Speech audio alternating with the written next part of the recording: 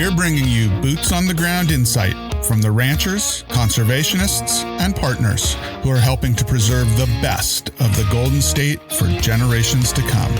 Join the California Rangeland Trust for inspiring stories of resilience, innovation, and hope as we get tuned into the land. Welcome back to another season of Tune Into the Land. I'm your host and CEO of the California Rangeland Trust, Michael Delbar. Before we dive into this episode, I want to extend a heartfelt thanks to all of our listeners who have joined us over the last 3 seasons. As we step into season 4, we're excited to bring you more conversations with landowners, conservationists, Western lifestyle enthusiasts, and others who share a deep connection to the land. Together, we'll explore the intersection of their work and ours, highlighting the people dedicated to preserving our working landscapes. If you're new to the podcast, we're glad to have you. I encourage you to check out past episodes featuring a diverse range of voices, all who share an appreciation for working lands. And if you haven't already, be sure to hit that follow button so you'll never miss an episode. One reoccurring theme of this podcast is the loss of our working lands and the people who steward them. But while watching the most recent season of Yellowstone last year, I was reminded that it's not just the cowboys we're losing, it's also the skilled craftsmen who create the tools that ranchers and cattlemen rely on. These artisans are just as essential to the heritage of the American West as the ranchers themselves. That's why I'm excited to sit down with Chet Vogt, whose family built Vogt Silversmiths in 1970 into a legacy of Western craftsmanship. While their roots are in ranching and traditional cowboy gear, Vogt Silversmiths has evolved beyond just serving working cattlemen. Today, they craft high-quality silver pieces, buckles, jewelry, accessories, that appeal to both ranchers and Western enthusiasts alike. Whether worn on the ranch or as a statement of Western heritage, their pieces carry a legacy of authenticity, artistry, and a deep respect for tradition. So with that, here's my interview with Chet.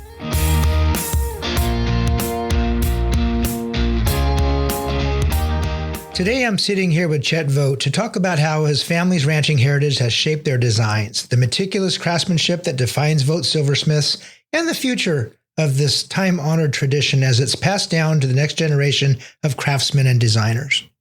Chet, thanks for joining us. Thank you, Michael. I'm very pleased to be here and visit with you about some of the things that we do around our little company. So, Chet, the Vogt family history is pretty deep in ranching. Can you tell us a little bit about the background, your background?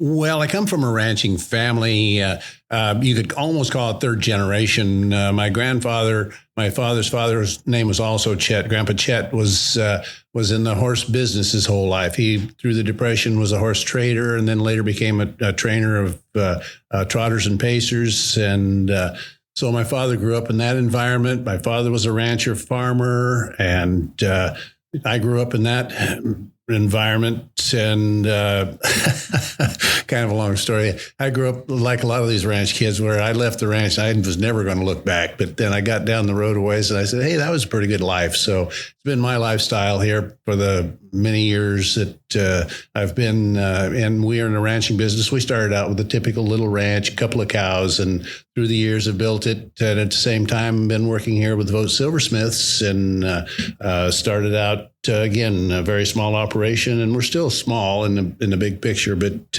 we do have a viable business here that works in silversmithing in the traditional Western manner.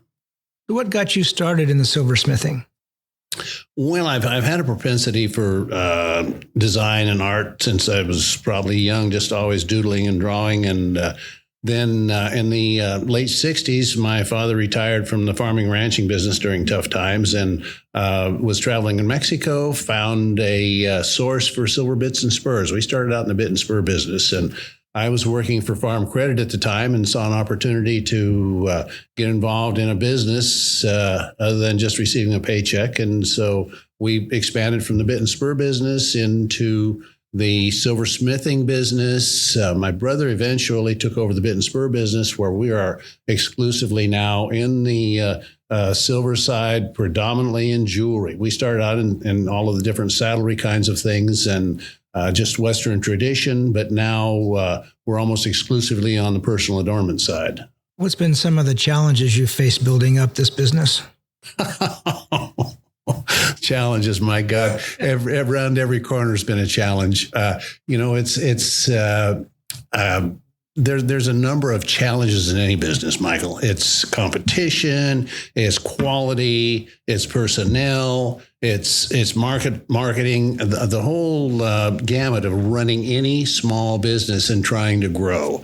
And they're all challenges, but the key is having the right people around you that can work with these challenges. And that's where we've been very fortunate. We've got an excellent group of people, both in the shop and in the office, that pretty much run the company. I've heard you use the phrase old world techniques in describing the work that you all do. What's that mean in the silversmithing business? Well, there's two ways to look at building a product, Michael. Number one is building it by hand. Number two is building it with a machine. And we build things basically the same way today that it's been done for decades, if not for centuries. We build things one at a time by hand. We use some machinery pieces to help stamp out base pieces, but everything we do is finished by hand, whether it's the soldering, the engraving, the buffing, the whole process. In a buckle, there's typically about 20 different steps that it goes through, and they are all done by hand, as opposed to being machine made where they're stamped out. You have a finished product that's probably plated and it's represented as silversmithing, but it is not truly silversmithing. Silversmithing is done by hand. And we still use the hand saws, hand engraving, same soldering processes that have been used for a long, long time. But that allows us to maintain the quality that we want as Vogt Silversmiths. And that's really been our key factor.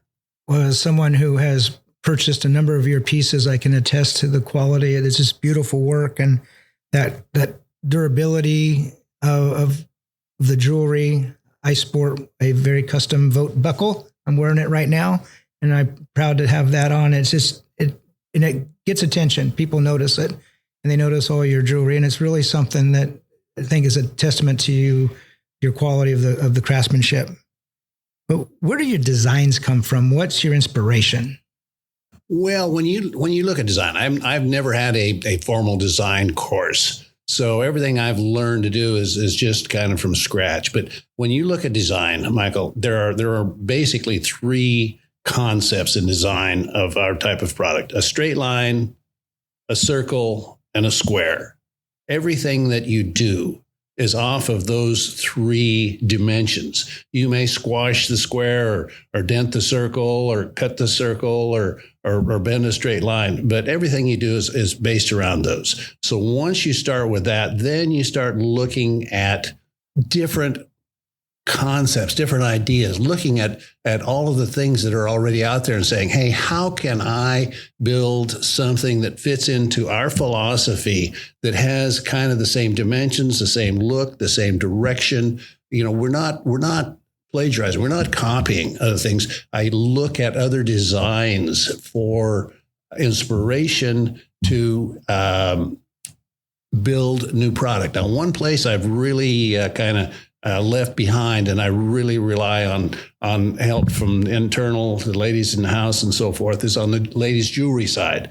I'm a traditionalist. You know, we started out building conchos and putting bucking horses on them. And today's designs in the jewelry side, I get ideas from the people, and then I have to say, okay, I have an idea here. How do we build that? What are our limitations? What are our opportunities with an idea that comes from one of the people in house?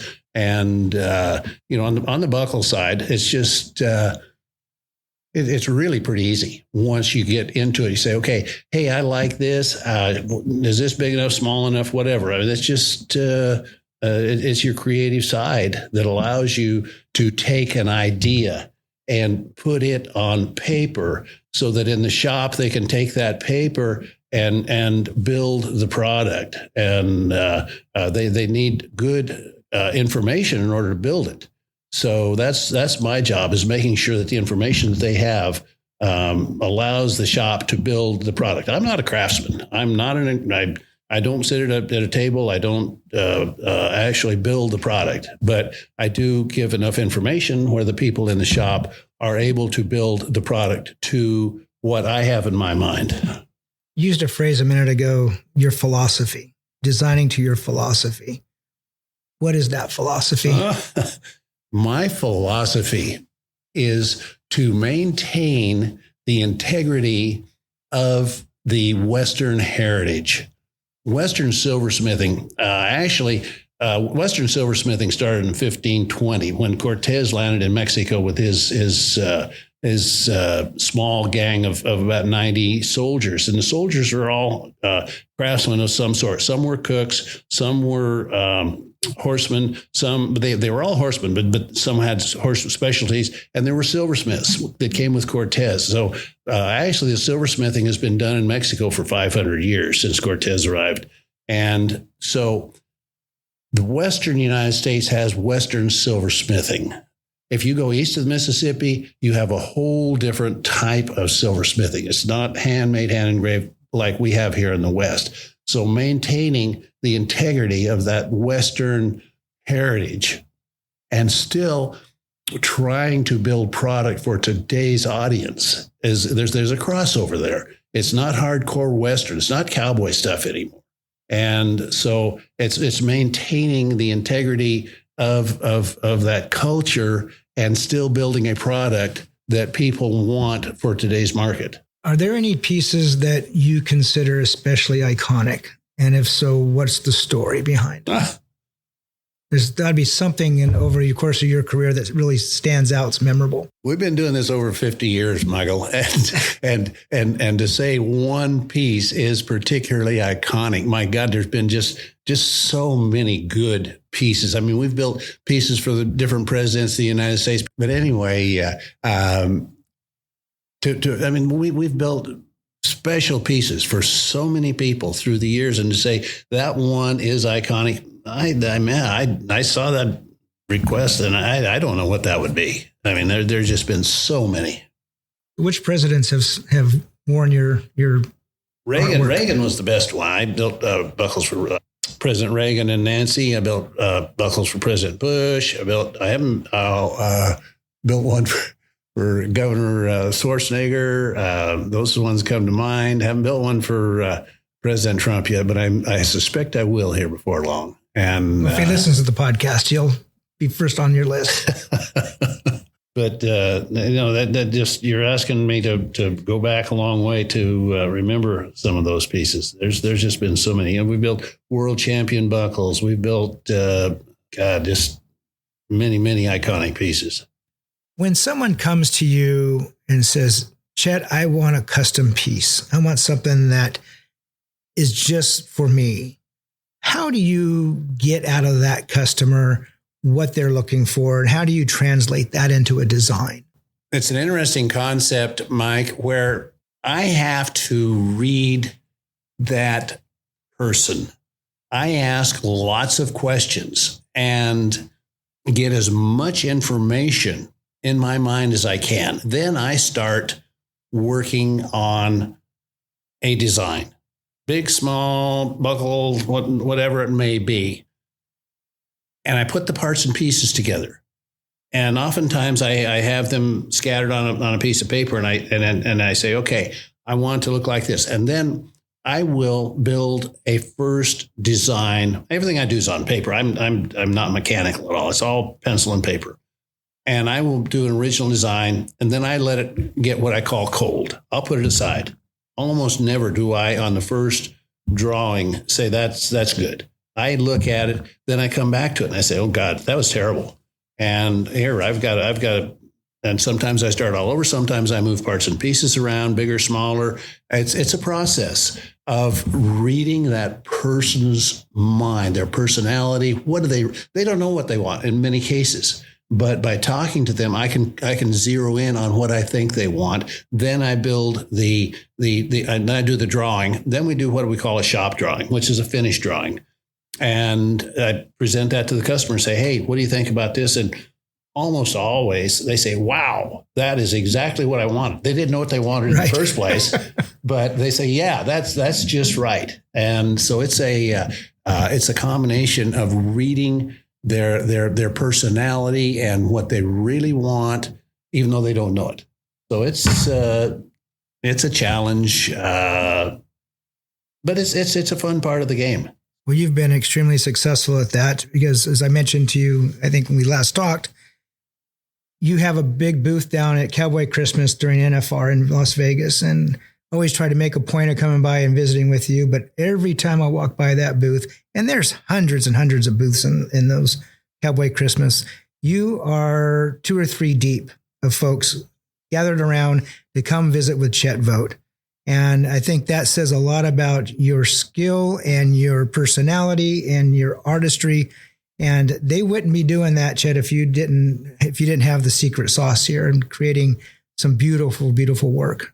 Well, I'll respond to that by saying it's interesting because people tend to run in groups, and we will be 2 or 3 deep, and then all of a sudden, where'd everybody go? But I'm going to tell you the secret here is that we do have an open bar. but no, you're right. We do stay very busy at Cowboy Christmas, but it comes. Busy times come around when we're not so busy. In your marketing, you talk about products by ranchers for ranchers. What does that phrase mean to you? Well, that's an interesting question, Michael. I don't know that really applies to today's approach in our marketing. Our marketing today directs itself at a lifestyle.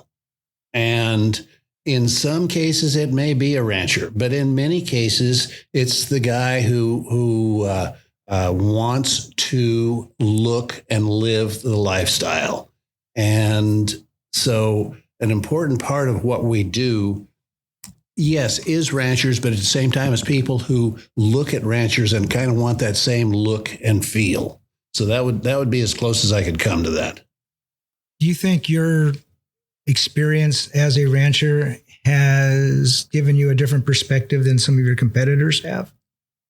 They may not have that same background or experience. Oh, I think absolutely. I think that having lived the lifestyle my whole life gives me an advantage in knowing how people want to look and wear the product. It's a part of our heritage, and as part of the company's philosophy, we want to be authentic, and that's a big part of our marketing advertising program is being authentic. And in my mind, anybody can put an ad out that looks authentic, but that's not them. That's not the product. That's not the way they wear and live the product. And wearing and living the product helps continue that culture. You know, the Yellowstone TV series, some love it, some not so much. If I talk to my friends in Montana, they're not that big a fan of it because of it draws folks into the state and has kind of overrun Montana. But in Yellowstone, this last season particularly, there's been an interesting approach to some of the storylines. And one of those, Buster Welch, which is a renowned horse trainer, and was highlighted. And then most recently, there was Billy Clapper and his work. And the particular storyline had to do with a set of spurs. And when Rip went and picked those up for Lloyd and got back to the 4.6s, there was a quote from one of the ranch hands at the 4.6s. When he's gone, we're all out of legends and no one is trying to be the next one. Do you see a decline in the skilled craftsmanship in the Western industry, or is it as strong as ever? A decline in the skilled craftsman in the Western industry. There is a group called TCA, Traditional Cowboys Artists, and they are the best of the best, and they do work that's never been done before. There is an element of craftsmen that are maintaining and developing the craft. There's different ways to look at that legend aspect. every generation has its legends. We're developing legends in the horse industry now that their level of horsemanship continues to increase, and young guys, and it evolves. They're not quite the same. They're not the crusty old cowboys that maybe once dominated the industry. These are athletes that take care of themselves, take care of their horses. On the true Western side, when you look at the artist side, we're developing young artists that are really, really talented. So it continues to evolve. They're not the same. They're not Buster Welch and they're not Clapper, but they do really good work. And I don't see that as a dying part of the industry at all. I see that as very healthy. So, Chet, you mentioned the traditional cowboy artists. As someone wants to come up in this industry and design and create art and silversmithing, where would they go? Do they rely on some of the old timers for their mentorship, or are they looking at doing apprenticeships? Where do they go? Where does one go to learn the skill? Well, typically, this is something where someone artistically wants to be involved, and they will start out working nights and weekends and whatever, and crafting. There are a few schools that are mainly in the bit and spur industry, but historically, what we call the old timers.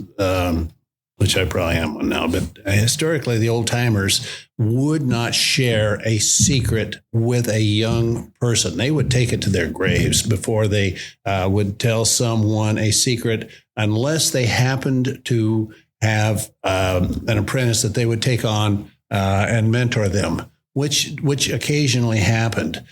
But it's now where this younger generation don't mind sharing things with each other. And that's how they've been able to develop their skills to a much higher level.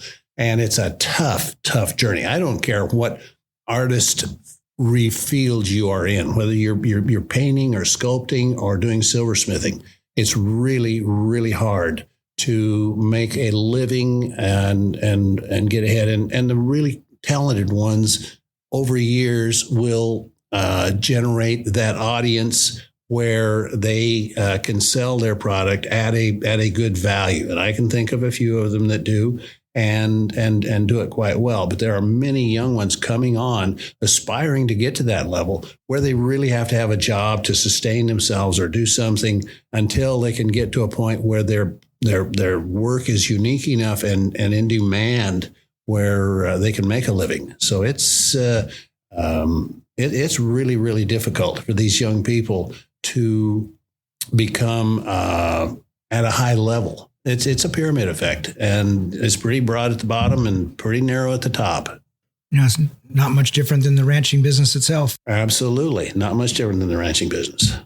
You mentioned Western enthusiasts, and when we talk about the work that the Rangeland Trust does to protect and conserve these working ranches throughout the state. And you have the ranching community and you have the Western enthusiast community. I assume you're primarily marketing to that enthusiast community, those that look at the Western traditions and the Western cultures. They may not be out there pulling calves and marking and branding every year, but they admire the style and that culture. How do you see a link between the work that Rangeland Trust does in protecting and conserving these working ranches and those that are your customers or those looking to admire and be that enthusiast of the Western culture? Well, there's a number of different answers here, Michael. Number one, if you have a rancher out here that has a wonderful program, a beautiful ranch that is eligible for the Rangeland Trust to come in and work with them, this rancher in some cases has scraped by their entire lives. They're what called land poor. They have a really nice ranch that's worth a lot of money, but not much cash flow. And now all of a sudden they have some money. So that's one person who can be a potential customer. But the traditional ranching industry is still a major part of the people that we market to. But there is what we call the lifestyle side. And these are the people that look out here at the land and are very interested in land conservation. They want to get their feet on the ground. They don't want to be a cowboy.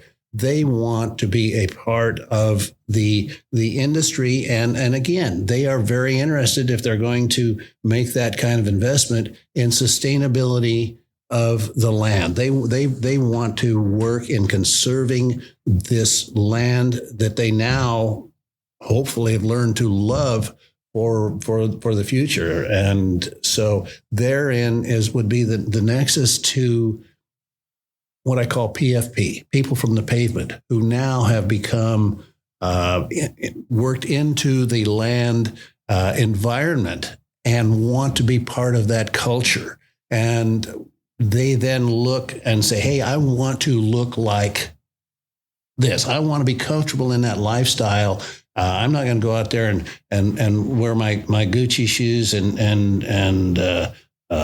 I'm going to go out there and look and feel like the lifestyle that I'm buying. So there's really two kinds of crossovers there, and they all tie to the land. Well, other than Las Vegas in December, where else can folks find Vogt Silversmith products? On VogtSilversmiths.com, we have an excellent presentation on the internet, and it's a friendly place to come and visit, look at the pictures, and then able to communicate with people in-house. So VogtSilversmiths.com. What else is on that website? You tell any of the history? We are doing a lot of blogs. We're doing a lot of informational things out there that some people find of interest, strangely enough. And so the blogs are a good way to look at who we are, what we're doing, and some of the exciting new things that are out there. So, Chet, thank you so much for taking some time. I know you are extremely busy. We're here in your shop in Woodland, and it is a pleasure to have the opportunity to sit down and visit with you and learn more about the work you do and your inspiration, and look forward to continuing to acquire more pieces as we go. And thanks for everything you're doing for the Western culture and the artistry. Well, Michael, I will say to you, thank you so much for taking the time to come by and visiting with our little operation here, you and the lovely crew with you. And welcome back anytime. Glad to have you. Thank you, sir. We hope that you enjoyed this conversation with Chet. If you're interested in purchasing any of Vogt Silversmith's beautiful pieces, Vogt is spelled VOGT. So visit VogtSilversmiths.com. You can also follow them on social media at Vogt Silversmiths. And with that, we're closing the gate on the first episode of Season 4. As we continue this journey through the season, we want to remind you that your feedback matters. So please share your thoughts by leaving a comment or a review. Let us know what you enjoyed, what topics you'd like us to dig into, and suggestions for future guests. Don't forget to hit that follow button to ensure that you're notified when new episodes drop. And of course, if you'd like to support our mission, visit our website at rangelandtrust.org. There, you can make a donation or check out the Get Involved tab to learn more about upcoming events and conservation projects. Thank you for listening, and until next time.